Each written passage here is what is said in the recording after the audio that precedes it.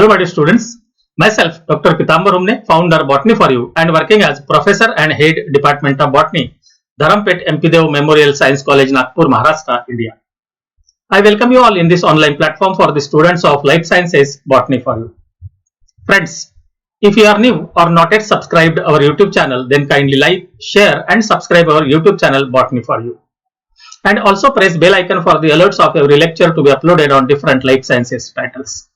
If you want to associate with the Telegram group with us, then the link is given in the description. Through that, you can join the Telegram group and can take the advantage of different career opportunities in life sciences in India and abroad. And also take the advantage of the different literatures in life sciences in the form of PDF. Friends, in our earlier classes, we have covered almost most of the topics of the respiration, that is aerobic respiration as well as the anaerobic respiration.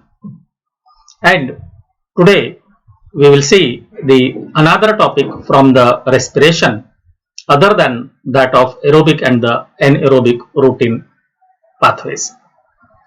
And our today's topic is pentose phosphate pathway, which is one of the alternate pathway of glycolysis. So let's see this today's topic in the respiration, that is pentose phosphate pathway, and after this we will take the complete MCQ type of the questions in the upcoming next lecture.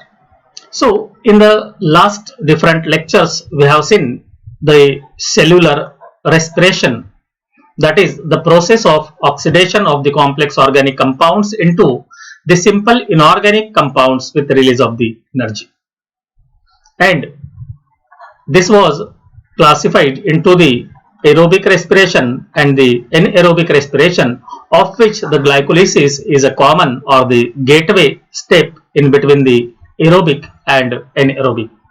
We have seen that here if there will be the presence of the oxygen in the cell, then there is aerobic respiration, and if the oxygen is absent in the cell, then there is anaerobic respiration, and hence said that the glycolysis is known as the gateway step. After glycolysis, that this pyruvic acid enter into the aerobic respiration or anaerobic respiration. Earlier we have seen in the aerobic respiration that the pyruvic acid is used for the formation of the acetyl coenzyme A in oxidative decarboxylation, and after formation of the acetyl coenzyme A, which enter into the citric acid cycle, which become the substrate for the citric acid cycle. And in all over this process there is a formation of the different coenzymes, that is NADPH and the FADS2. So these coenzymes later on are used in the electron transport system, that is in a terminal oxidation for the formation of ATP molecules. As well as in the anaerobic respiration we have seen the formation of lactic acid as well as the alcohol in the form of end product in the anaerobic respiration. But if you see that this glycolysis, after the discovery of the glycolysis, it was considered that it is the only pathway of oxidation of the carbohydrate or the glucose. But later on it is found that there is alternate pathway also, which is also involved in oxidation of the carbohydrate or the hexose sugar, and that is the pentose phosphate pathway, which is the topic of this today's lecture. Now this pentose phosphate pathway was earlier discovered by Warburg and the Dickens, and hence it is also known as the Warburg and Dickens pathway. Here this pathway is bypassing the process of glycolysis, and hence it is known as the direct oxidation pathway. Again, here the glucose 6-phosphate is used, and hence it is also known as the hexose monophosphate shunt. If you see the complete process of the pentose phosphate pathway, then Here there is an utilization of 6 molecules of glucose 6-phosphate. Out of that, the 5 molecules of glucose 6-phosphate are regenerated and 1 molecule of glucose is oxidized into the 6 molecules of carbon dioxide and 12 molecules of reduced coenzyme, that is NADPH. If we simplify it and remove this regeneration of the 5 molecules of the glucose, directly we can say that from 1 molecule of the glucose 6-phosphate in pentose phosphate pathway, there is oxidized or oxidation into 6 molecule of carbon dioxide and 12 molecules of reduced coenzyme, that is the NADPH2. So in this way, this is actually the product which is formed from the pentose phosphate pathway, or in the pentose phosphate pathway, which is also known as Warburg-Dickens pathway or direct oxidation pathway or hexose monophosphate shunt. Here actually the discovery of the pentose phosphate pathway was because of iodine acetate, then fluorides and the different arsenate, which are the inhibitors of this glycolysis. Even though after the use of the inhibitors there is formation of carbon dioxide, it means that there must be the alternate pathway to that of the glycolysis, and that is responsible to discover the new alternative pathway, and that is the pentose phosphate pathway. So this glucose 6-phosphate, which is one of the intermediate compound of the glycolysis, is used as a substrate in pentose phosphate pathway, and most of the components of the pentose phosphate pathway which are formed as an intermediate compounds are again they are utilized into the glycolysis also, and hence here this is, though it is alternate pathway to the glycolysis, it is very well connected to glycolysis also. But even in absence of the glycolysis, the pentose phosphate pathway is carried out, and very commonly it is found in the plants, even some tissues of the animals, and even in the microorganisms the pentose phosphate pathway is occur, and hence it is one of the most important pathway of the oxidation of the carbohydrate for generation of the reduced coenzymes. Now this pentose phosphate pathway again will have the question that it is either come under the aerobic respiration or anaerobic respiration. So if we see the different parts of this complete pathway, because when we are talking about the pentose phosphate pathway, it is pathway also and it is cycle also. So this pathway is classified into the two parts, that is the aerobic part in which the glucose 6-phosphate is converted into the ribulose 5-phosphate. So these different steps which are included in the pentose phosphate pathway are considered as a aerobic part of the pathway, or it is an aerobic respiration. But from ribulose 5-phosphate to the formation of the different substrates, or again the glucose 6-phosphate which is regenerated, so all these reactions comes under the anaerobic part of the pentose phosphate pathway, and hence we can say the pentose phosphate pathway is a combination of the aerobic and anaerobic respiration. Now this pentose phosphate pathway actually is a complete cycle in which there is utilization of the glucose 6 phosphate, and the 6 molecules of the glucose 6 phosphates are used in the pentose phosphate pathway.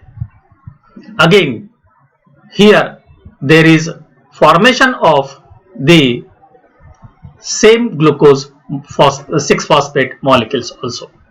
So see the step by step, that is the glucose 6 phosphate in presence of NADP here, which converts into NADPH2, that is the 6 molecules.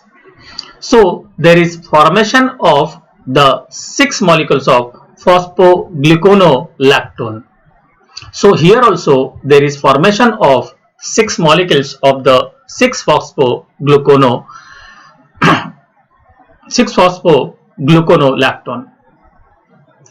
Now in presence of lactonase and water, here the 6-phosphogluconolactone is converted into 6-phosphogluconic acid. Again, there is formation of 6 molecules of the 6-phosphogluconic acid. In presence of 6 molecules of NADP, and here the enzyme, that is the 6-phosphate gluconic acid dehydrogenase, 6-phosphogluconic acid converted into ribulose 5-phosphate, and again there is formation of 6 molecules of the ribulose 5-phosphate, and here the ribulose 5-phosphate is now the 5-carbon compound, and the glucose 6-phosphate was a 6-carbon compound, as here there is a decarboxylation, that is the removal of 6 molecules of the carbon dioxide, and up to this here it is the aerobic stage of the respiration. Later on, from 6 molecules of the ribulose 5-phosphate in presence of the pentose phosphate isomerase, it converts into the ribose 5-phosphate, that is the 2 molecules, and xylulose 5-phosphate, that is the 4 molecules. So in this way the 2 compounds are formed, or the ribulose 5-phosphate isomerized into the 2 different compounds, that is xylulose 5-phosphate and the ribose 5-phosphate. Later on, these 2 molecules of the ribose 5-phosphate, and out of these 4 molecules, the 2 molecules of xylulose 5-phosphate forms the 2 molecules of the pseudoheptulose 7-phosphate and the 3-phosphoglyceraldehyde, also 2 molecules. Again, in presence of an enzyme, that is the transaldolase, the 2 molecules of the 3-phosphoglyceraldehyde and the 2 molecules of the pseudoheptulose 7-phosphate converts into the 2 molecules of erythrose 4-phosphate and the 2 molecules of the fructose 6-phosphate. Later on, the remaining 2 molecules of this xylulose 5-phosphate in combination with the erythrose 4-phosphate in presence of transketolase enzyme, it forms the 2 molecules of fructose 6-phosphate and the 2 molecules of phosphoglyceraldehyde. Means here later on this 3-phosphoglyceraldehyde isomerize with the dihydroxyacetone phosphate that we have seen earlier in the glycolysis also, in presence of an enzyme, that is the triose phosphate isomerase. Later on, the one molecule of the dihydroxyacetone phosphate and one molecule of 3-phosphoglyceraldehyde in presence of an enzyme, that is the aldolase, forms the fructose 1,6 biphosphate. And fructose 1,6 biphosphate in presence of an enzyme, that is the phosphatase, it loses one phosphate or inorganic phosphate and convert into one molecule of fructose 6-phosphate. And in this way, here there is regeneration of 5 molecules of fructose 6-phosphate. These 5 molecules of fructose 6-phosphate later on in presence of an enzyme, that is the phosphohexose isomerase, converts into the 5 molecules of the glucose 6-phosphate. Again, when there will be addition of one molecule of the glucose 6-phosphate, again there will be the continuity in the cycle of the pentose phosphate pathway, or every time the 6 molecules will be used in this pathway and the one molecule of the glucose 6-phosphate will be used for the formation of 6 molecules of the carbon dioxide and 12 molecules of the NADPH. So in this way, in every pathway from the one molecule of the glucose, there will be the net gain of the 12 molecules of the NADPH. So now what are the significance of pentose phosphate pathway? As we have seen, it is commonly found in the plants, some of the tissues of animals and many microorganisms also. So that is first one, it provides alternative route for the carbohydrate breakdown. Why it is important? So as we have seen, the iodoacetate, arsenate or the fluorides, which are the inhibitors of the glycolysis. So when such a type of the inhibitors will be there, it is not possible to perform or to carry out the glycolysis, and hence in absence of the glycolysis, even there is possibility of the oxidation of the carbohydrate, and that is the pentose phosphate pathway, and hence it is one of the important and alternative pathway for the carbohydrate breakdown or the oxidation. Then second one, it provides the ribose sugar for the synthesis of nucleic acid. We know the nucleic acids, that is the DNA and RNA, and in DNA and RNA there is a presence of the ribose sugar in the RNA, and from the ribose sugar here there is a formation of the RNA molecule, that is the nucleic acid, and this ribose sugar is formed in the pentose phosphate pathway. Then the third one, that is to provide the erythrose 4-phosphate, which is required for the synthesis of shikimic acid, a precursor of the aromatic ring compounds, which are the most common in the plants, and hence for aromatic ring compounds, again the pentose phosphate pathway is one of the source.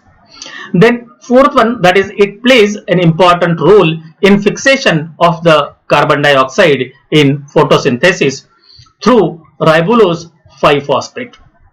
As we know, the process of the photosynthesis, that is the dark reaction, and in which we have seen the Calvin cycle, and in Calvin cycle ribulose 1,5 biphosphate is a carbon dioxide acceptor, and hence here this ribulose 1,5 biphosphate, which is the most important carbon dioxide acceptor in the Calvin cycle, is again formed from the ribulose 5-phosphate, which is one of the intermediate compound of the pentose phosphate pathway. Then fifth one, that is it generate the NADPH molecules, which are used as a reductant in the biosynthetic process under conditions when NADPH molecules are not generated by the photosynthesis. Even in case of the continuous darkness, when there will be the absence of the photosynthesis, or even during the germination of the seed, there is not the photosynthesis. In such cases, the pentose phosphate pathway is responsible to generate the NADPH, and that can be used as a reductant. Then sixth one, that is the, hence it is an important non-photosynthetic tissues such as the differentiating tissues, germinating seeds, and even during the continuous period of the darkness. So in such cases, the pentose phosphate pathway become the source of many intermediate compounds which are used in various metabolic processes. So friends, I am very much hopeful and confident that you are understanding all the topics which are given through this lecture series in the plant physiology. And I am very much hopeful and confident that these lectures will be helpful to you in your preparation for the different examinations. Thank you very much for watching this lecture completely. If you like this lecture and if it is beneficial to you, then kindly like, share and subscribe our YouTube channel Botany for You. And also press bell icon for the alerts of every lecture to be uploaded on different life sciences titles. And don't forget to join our Telegram group for the different career opportunities in life sciences in India and abroad, and also the literature assistance in the form of PDF. Thanks a lot once again.